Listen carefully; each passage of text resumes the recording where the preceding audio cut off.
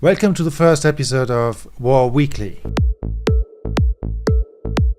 Robert and I are both working on film and series on World War III, so there's so many news stories that come at us all day. We thought maybe it would be good to do a weekly update of all the top news stories. Every war is hybrid anyways, but what we live through since 2020 is extremely hybrid because there are combinations of psychological warfare, which in NATO calls cognitive warfare. There is an attack on our food supply chains. There is an attack on the economy, and war is always robbery, which we can also demonstrate in the following episodes.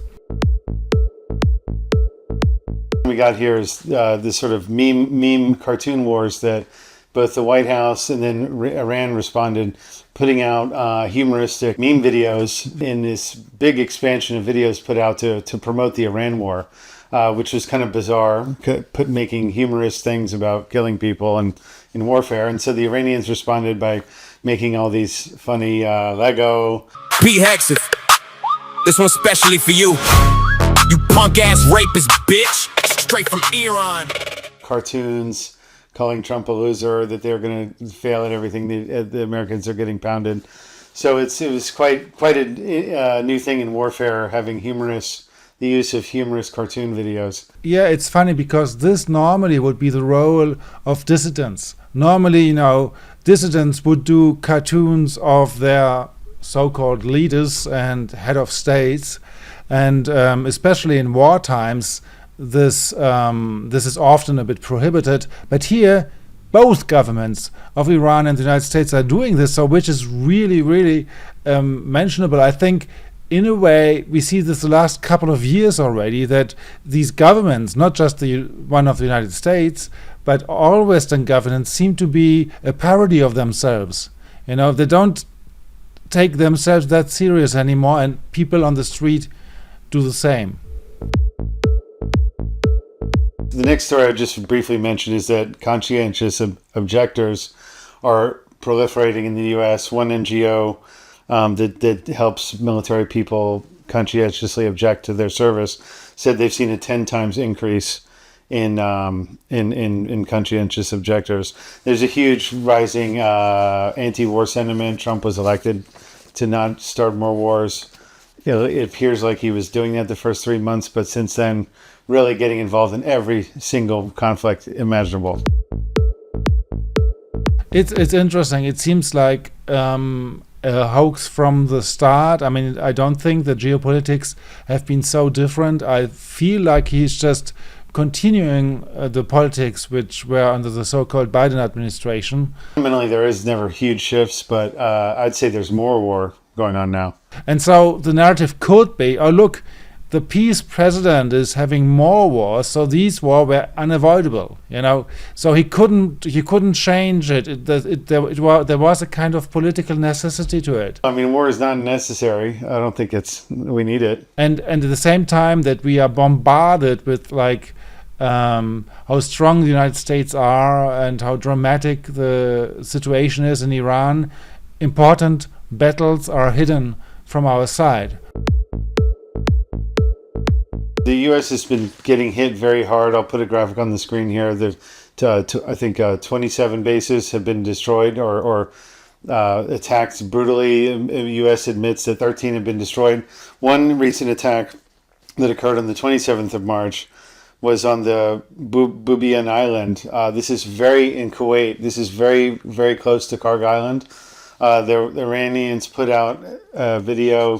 The 82nd Airborne Division of the U.S. military was ambushed by Iran. The 2,000 soldiers of the 1st Brigade of the 82nd Airborne Division arrived at the Bubiyan Island military base in Kuwait by C-17 Globemaster III transport aircraft, preparing to launch a ground assault on Iran's Karg Island. Iran obtained the exact time of the arrival of the Vanguard Brigade through its intelligence network in a third country. 5 top-notch Special Forces soldiers of the Quds force disguised as shepherds infiltrated the area 1 mile north of the 1st Brigade's assembly point 2 days in advance. Meanwhile, 3 electronic jamming vehicles were deployed at the Kuwait-Iran border. Once everything was in place, Iran launched a full-scale attack at around 1 a.m. The first step was to activate the electronic jamming vehicles, which immediately disabled the radar at the assembly point and cut off the communication system. The second step was for the infiltrated special forces to activate the laser target designators they carried, providing precise coordinates for the airstrike. The third step was for 36 Ababel 3 drones carrying high explosives to fly low and destroy the ammunition depot and armed helicopters. The fourth step was for 4 F-4E fighter jets to fly at a height of 30 meters, penetrating the radar blind zone. They first used 2 Cage-25 anti-radiation missiles to destroy the radar at the assembly point, and then, guided by the laser from the Iranian special forces,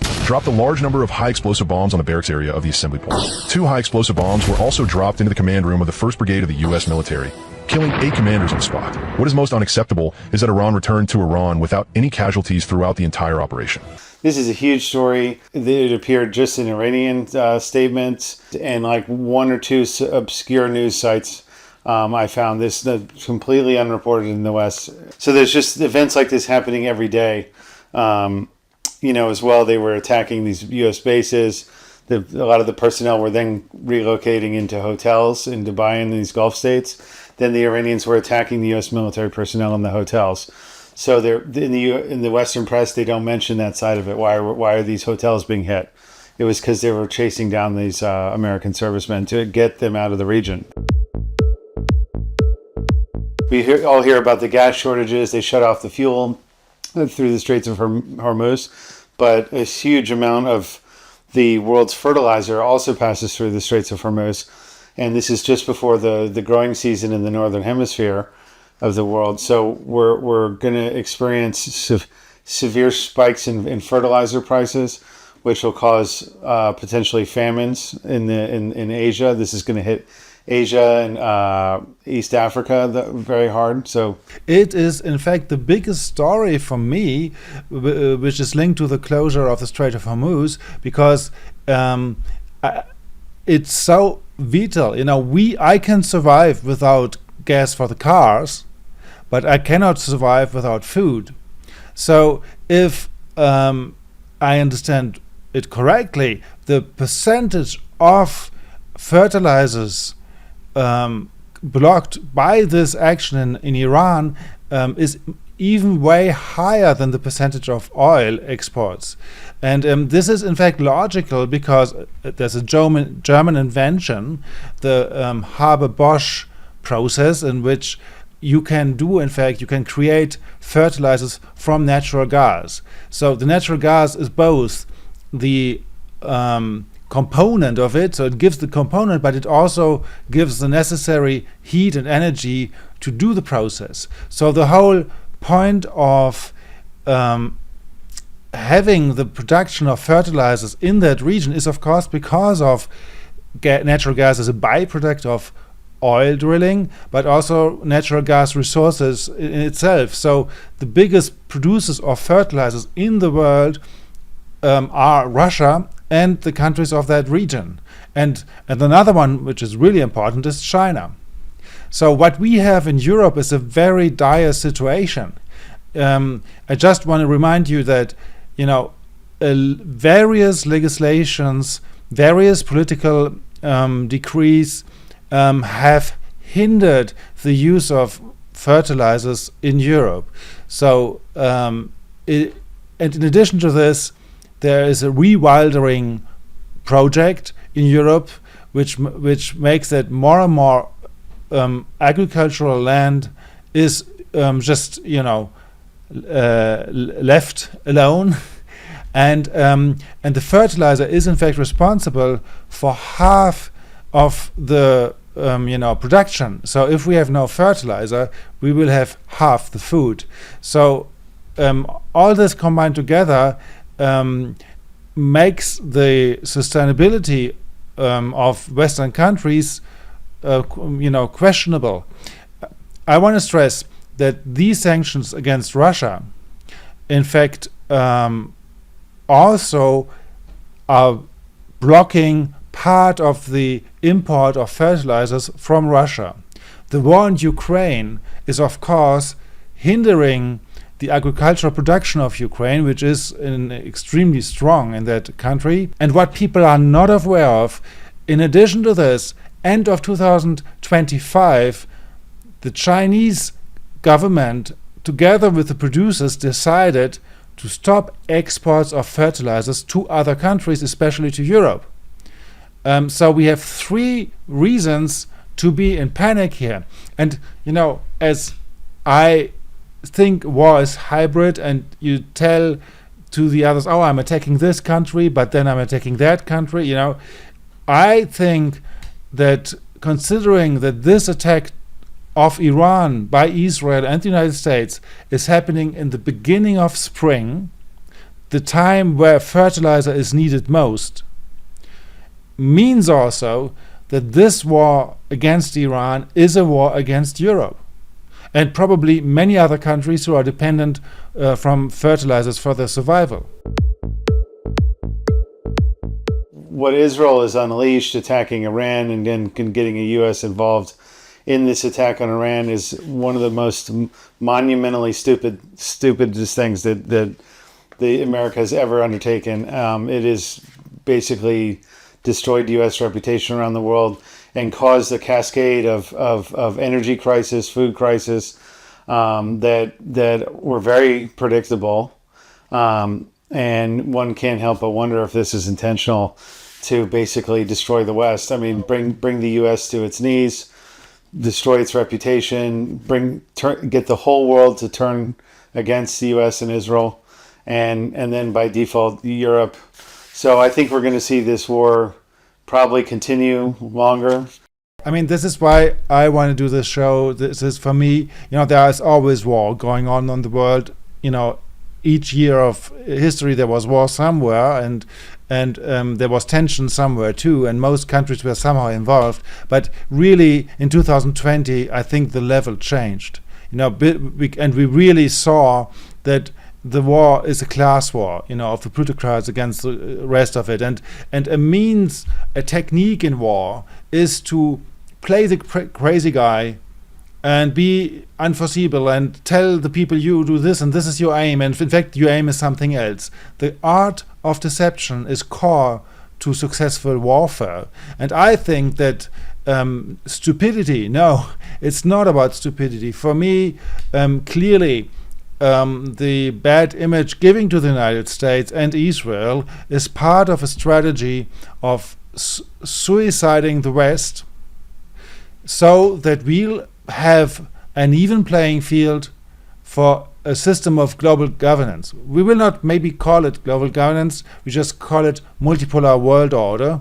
But this is what they want, and they will say, oh, it's federal. It's federal, we'll have regions and we have countries, and then we'll have a global entity which organizes what has to be organized globally.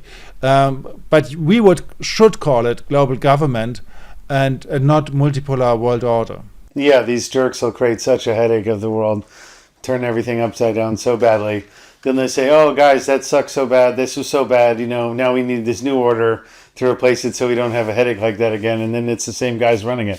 So it's just, it's a problem reaction solution, The speech of Donald Trump yesterday, in fact, he focused very much on having the other countries liberate the Strait of Hormuz. So he said, okay, if you need the oil, just come, liberate it. So if you send naval escorts to escort the tankers, there's never enough ships to escort these thousands and thousands of ships that are going through there every day. On top of that, they're just sitting targets to be shot at. So all Iran has to do is blow up one tanker, and then none of them go through there.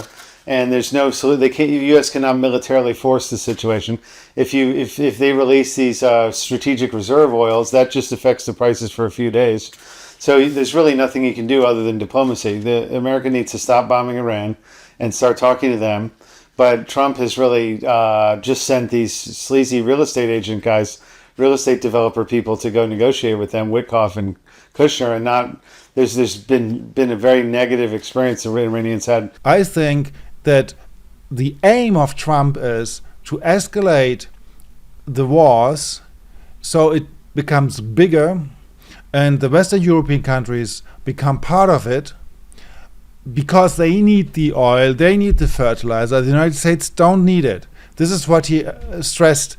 The countries of the world that do receive oil through the Hormuz Strait must take care of that passage. They must cherish it. They must grab it and cherish it. They can do it easily. We will be helpful, but they should take the lead in protecting the oil that they so desperately depend on. He created a problem which wasn't there before. It seems now to be the aim of the war to liberate the Strait of Hormuz, which was free before the war. And when we now have the UK, Italy, Spain, and France, and Germany, and so on and so forth, and let's say Australia and New Zealand, all involved in the fight against Iran, which is then supported by Russia and China, then we have a real great war, a world war, which is really kinetic, which you can really see, where soldiers from many countries will die. And as you stressed, these big boats are slow, inflammable, and an easy target. You can shoot on them from every place in Iran. It doesn't need to be close to the waterfront. It can be everywhere. Trump is asking Europe to help out, but they couldn't do anything either. Exactly. So he's not honest about this point. Which, but at least it's a narrative. At least it's a narrative which then says, okay, we have to attack Iran because we need our cars to run.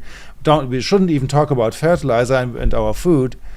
I mean, it's a way, it's in the interest of the United States, seemingly, to have as many partners in that war as possible. And also what Iran did was escalating it towards other countries. So it wouldn't be very surprising that Saudi Arabia and other countries, join Israel and the United States in this war. To conclude, there's a risk of the Ukraine war and this war kind of melding together, and Russia and China are assisting Iran heavily with intelligence, with satellite information. They're helping them for the targeting of their missiles, giving them a lot of the satellite intelligence. And now that the fertilizer issue and other things, this has the potential of drawing China into the conflict. And maybe it's not a coincidence that a few days ago, Ukraine bombarded oil refineries of Russia and used drones for it and flew over the Baltic states. And there was a battle over the states, which in a way made them part of the war, even though there was no official permit. If the Baltic states are in the war, then the European Union and then the NATO would be in the war. And this is exactly where it seems to go. It's like watching a car crash in slow motion. You're like, yeah, don't do it. Well, anyway, thanks for watching this. And we will be coming out with one every week to summarize the week's news stories and give you a deeper analysis. So thanks for watching, and I'll see you next time.